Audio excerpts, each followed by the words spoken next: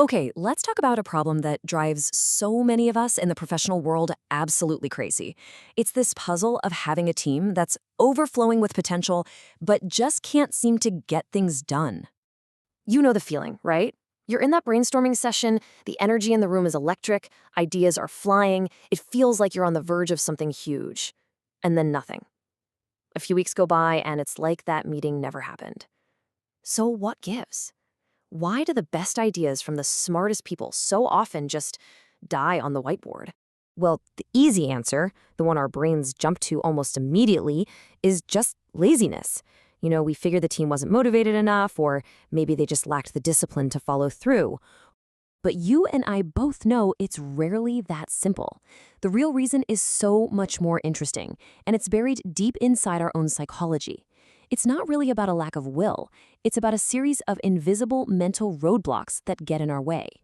So, let's actually unpack these. We're going to walk through 6 of these hidden barriers that stop smart, ambitious people from turning all that potential into real, tangible progress. Because really, seeing them is the first step to getting past them. All right, barrier number 1 is a sneaky little trick our brain plays on us. When you spend a ton of time planning a project, thinking about it, visualizing how great it's going to be when it's done, your brain actually gives you a little hit of dopamine. It feels good. It feels like you've already accomplished something. And that's the trap. Because you've already gotten that little taste of success, that fire in your belly, that urgent need to actually get started, it just kind of fizzles out. You've basically rewarded yourself before you've even done the work. Now, barrier number 2 is kind of ironic. You'd think this would be about not having enough ambition, but it's often the complete opposite. The bigger and more exciting the idea, the more you have to lose if it fails. And the fear isn't just that the project bombs, it's about what that failure says about you as a smart, capable person. It's a direct threat to your ego.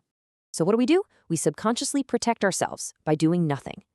Inaction becomes a defense mechanism, because as long as the project is just an idea, it's flawless, it's perfect. And as long as it's perfect, so are you. And that leads us right into number 3, a classic we've all fallen for, waiting for the perfect moment. You know the script. I'll start when I feel more inspired. I'll do it when I have a clear schedule. We have this false belief that we have to feel 100% ready before we can even begin. But here's the thing. We have it completely backwards. Psychology is pretty clear on this. That feeling of readiness, that momentum, that confidence, it almost always comes after you start, not before. Action creates the feeling. If you wait for the feeling, you're going to be waiting for a very long time.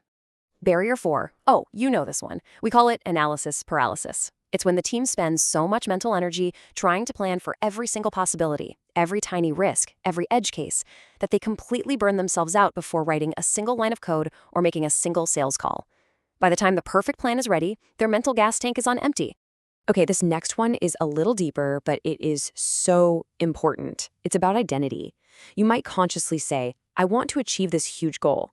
But if deep down you have a story you tell yourself like, I'm a great starter but I never finish, or I'm the creative type, not the organized one, you're setting yourself up for a fight.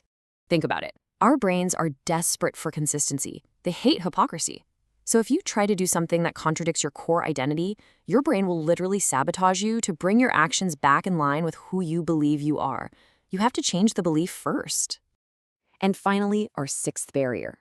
This one is tough because it feels so good. It's being addicted to potential. It's being in love with the idea of success. Brainstorming, talking about the dream, imagining the future, that stuff is fun. It's a high. Because the reality of making progress, it's often not glamorous at all. It's slow.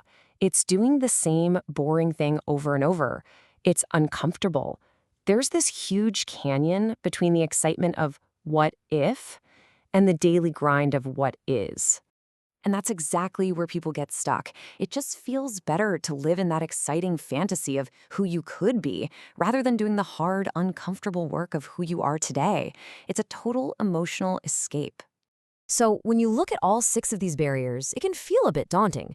What is it then that separates the teams that get stuck from the ones that actually break through? It really all comes down to one single critical skill. Let's just be really clear about something.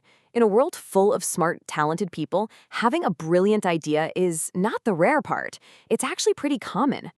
The rare part, the part that really matters, is actually making it happen, bridging that massive gap between the whiteboard and the real world. And the magic ingredient isn't what you might think. It's not about being smarter or having more resources or even being more creative. It's not raw talent. The only thing that truly separates them is the ability to act. That's it. It's the skill of taking that first imperfect step and then the next one, even when you don't feel ready, and especially when your brain is screaming 1,000 reasons why you should wait. So, I'll just leave you with this one question to think about. Knowing all of this now, what is one tiny, ridiculously small action you can take on that big idea right now, today, before your own brain gets in the way?